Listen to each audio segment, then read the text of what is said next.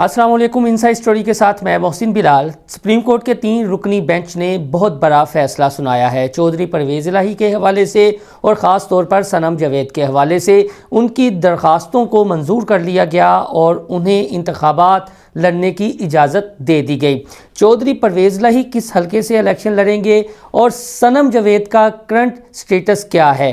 सनम जावेद ये ऐलान करती हुई दिखाई देती थी कि वो जब भी इलेक्शन लड़ेंगी मरियम नवाज़ के मुकाबले में लड़ेंगी। तो आया क्या पीटीआई अब उनकी इस ख्वाहिश का एहतराम करेगी या फिर उन्हें लॉलीपॉप दिया जाएगा? तो हमारे इस व्लॉग का एक तो मौजू ये है और दूसरा मौजू ये है कि अचानक पीटीआई के तनाजुर में ठंडी हवाएं आना क्यों शुरू हो गई। क्या इसकी बड़ी वजह ये तो नहीं कि जो मुस्लिम लीग नून का हाफिजाबाद में जलसा कामयाब हुआ, आज शरीफ उस जलसे में ख़ुद मौजूद थे, उनके साथ मरियम नवाज़ मौजूद थी और ये बहस चल निकली कि मुस्लिम लीग नून के कायद नवाज शरीफ ने अपनी जानशीन का ऐलान कर दिया है और वो कोई और नहीं बल्कि मरियम नवाज़ होंगी, हमजा शहबाज और शहबाज शरीफ नहीं होंगे। तो इसकी एक वजह है कि ये जो पीटीआई को रिलीफ मिल रहा है या कोई और कहानी है, तो ये भी आपको बताएंगे। तो आपसे दरख्वास्त है कि हमारा चैनल इनसाइड स्टोरी लाइक और सब्सक्राइब कर लें और याद से बेल आइकन का बटन भी दबा लें।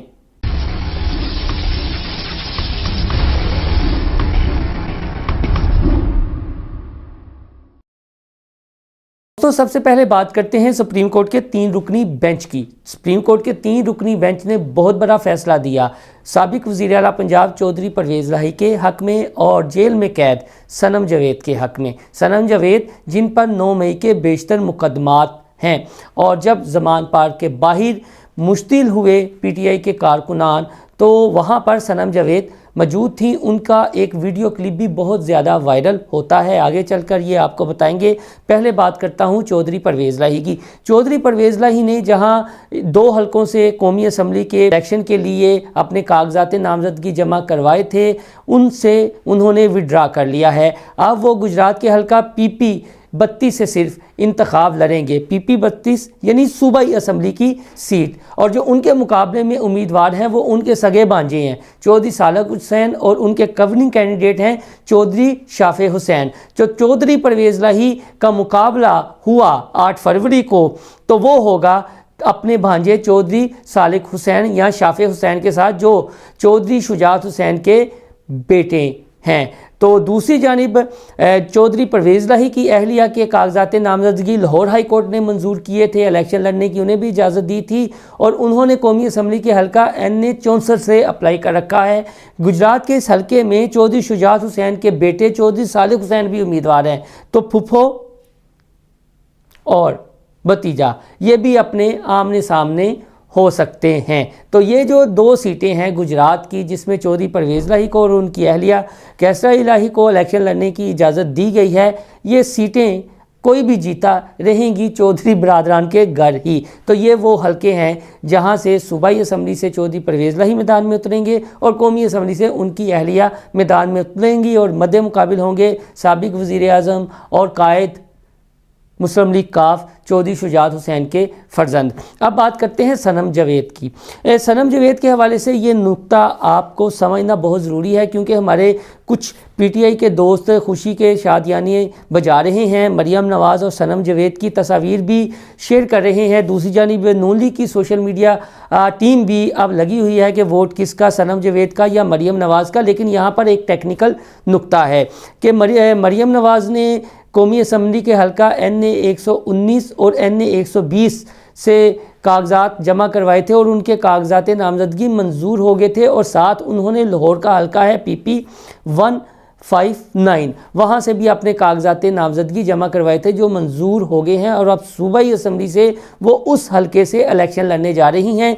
जबकि NA 120 से उन्होंने अपने कागजात नामजदगी विड्रा कर लिए। इस हलके से अब मुस्लिम लीग नून के सरदार अयाज सादिक जो साबिक स्पीकर कौमी असम्बली रह चुके हैं वो उम्मीदवार हैं, जबकि सनम जावेद ने NA 119 और NA 120 और PP 150 में कागजात नामजदगी जमा करवा रखे हैं। तो अब आप ये देखें कि सनम जावेद सूबाई असम्बली की दौर से तो मरियम नवाज़ के मुकाबले से बाहर हैं, यानी मरियम नवाज़ का सूबाई असम्बली का हलका है PP 159 और सनम जावेद का है PP150। दूसरा पॉइंट इसमें ये है कि मरियम नवाज़ कौमी असम्बली का जो लाहौर का हलका है NA 119 उससे इलेक्शन लड़ने जा रही हैं। इसमें सनम जवेद ने भी कागजात नामजदगी जमा करवा रखे हैं, लेकिन इसमें भी PTI ने जेल में ही कैद हैं 9 मई के मुकदमात में मियाँ आबाद जिनके बेटे की आप ये वफ़ात भी हो गई थी और सोशल मीडिया और मीडिया पर काफ़ी ज़्यादा ह्यूमन राइट्स का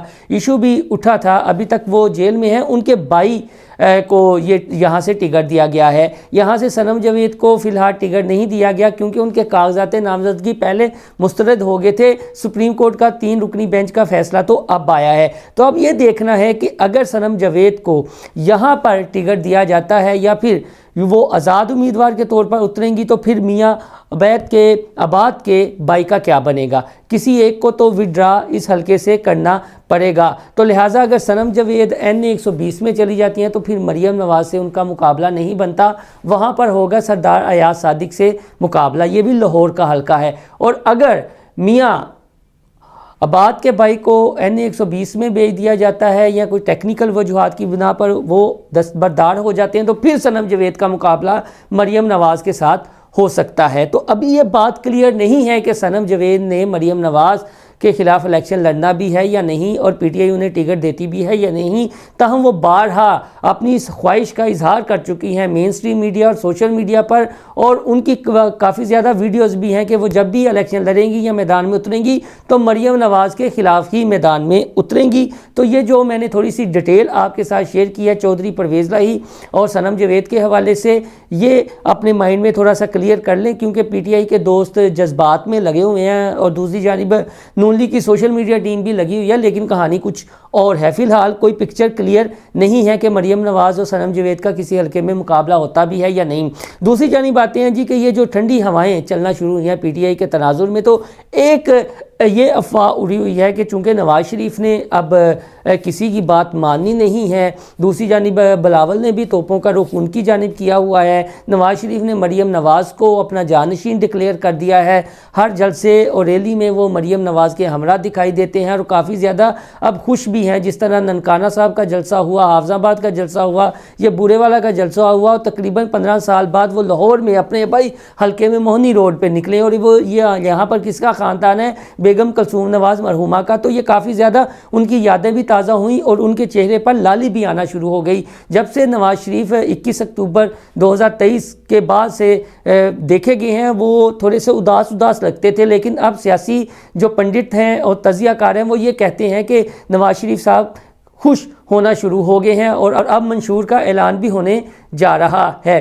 तो ये एक बुनियादी वजह है क्योंकि हमजा शहबाज और शहबाज शरीफ नून लीग के जानशीन तो नहीं हैं और अब ये पिक्चर भी क्लियर नहीं है कि मरियम नवाज़ इलेक्शन अगर जीतती हैं तो वो डिप्टी प्राइम मिनिस्टर की उम्मीदवार होंगी या फिर कौमी असम्बली का हलका छोड़कर वो सूबाई असम्बली में रहेंगी और वज़ीर आला पंजाब की उम्मीदवार होंगी। तो इस वजह से अब PTI को भी थोड़ा सा मैदान में रखना ज़रूरी है, कुछ उन चेहरों को जिनकी वजह से इलेक्शन का माहौल बने। और अगर चौधरी परवेज़ लाई फुल फ्लैज इलेक्शन लड़ते हैं तो फिर लगता है कि गुजरात से उनकी सीट क्लियर हो जाएगी तो फिर वो भी वज़ीर आला पंजाब के उम्मीदवार होंगे। तो अभी ये पिक्चर बन रही है, तो इसकी वजह यही बताई जा रही है ठंडी हवाओं की कि जो नवाज़ शरीफ का मूड है उसका कुछ पता नहीं है कि कब उनका मूड बदल जाए और वो भी उसी तरह दोबारा स्टैंड ले लें कि पहले वोट नू इज़्ज़त दो। दोस्तों, आपको हमारा ये वीलॉग पसंद आए और जो हमारे पास अपडेट होगी उससे आपको आगाह भी करेंगे। तो आपसे दरख्वास्त है हमारा चैनल इनसाइड स्टोरी लाइक और सब्सक्राइब करना ना भूलिए। अल्लाह हाफिज़।